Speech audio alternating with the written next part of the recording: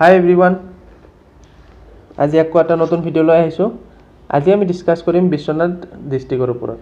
আগতো আমি অসমৰ যিমান কেইটা ডিস্ট্ৰিক্ট আছে গোটেইকেইটা ডিস্ট্ৰিক্টৰ ওপৰতে আমি ডিসকাস কৰিম যিখিনি নেকি বেসিক নলেজ আমাৰ অসমত থাকে আমাৰ যিখিনি বেসিক নলেজ সেইখিনি জানাটো দৰকাৰ।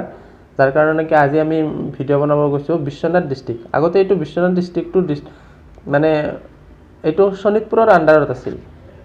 এতিয়া তাৰ মানে এইটো বেলেগ হৈ কিনে 2015 চনৰ পিছত এইটো তাৰ মানে বেলেগ হৈ এতিয়া নিজা এটা ডিস্ট্ৰিক্ট হৈ গৈছে।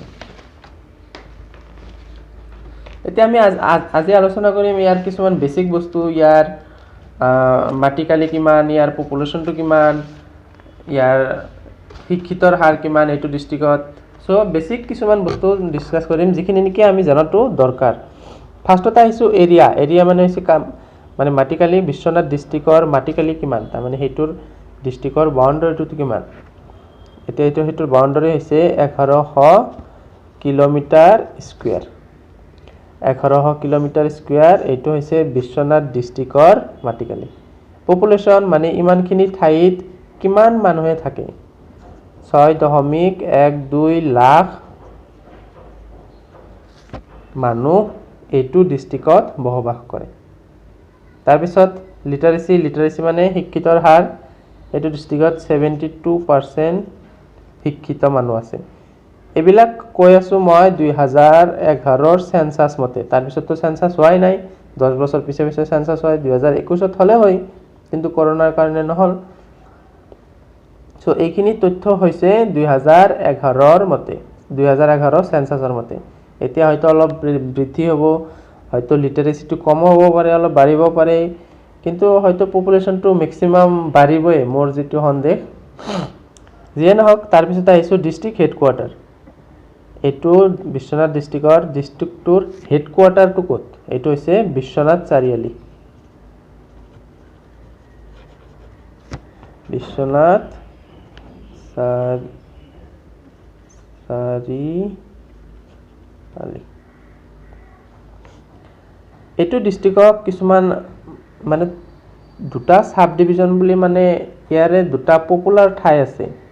পপুলাৰ ঠাই মানে বিশ্বনাথ ডিস্ট্ৰিক্টৰ দুটা ফেমাস জাগা, সেইটো হৈছে বিশ্বনাথ চাৰিআলি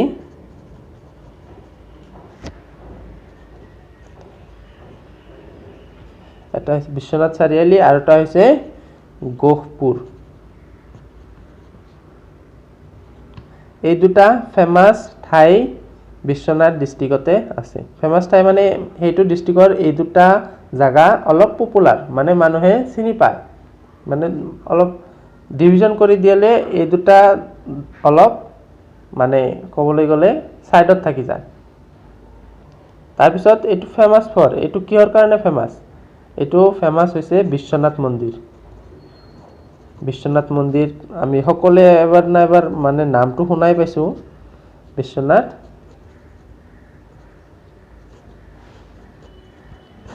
টেম্পল। বিশ্বনাথ মন্দিৰটো এইটো ডিস্ট্ৰিক্টতে আছে। সো এইখিনি হৈছে এইটো ডিস্ট্ৰিক্টৰ বেসিক নলেজ।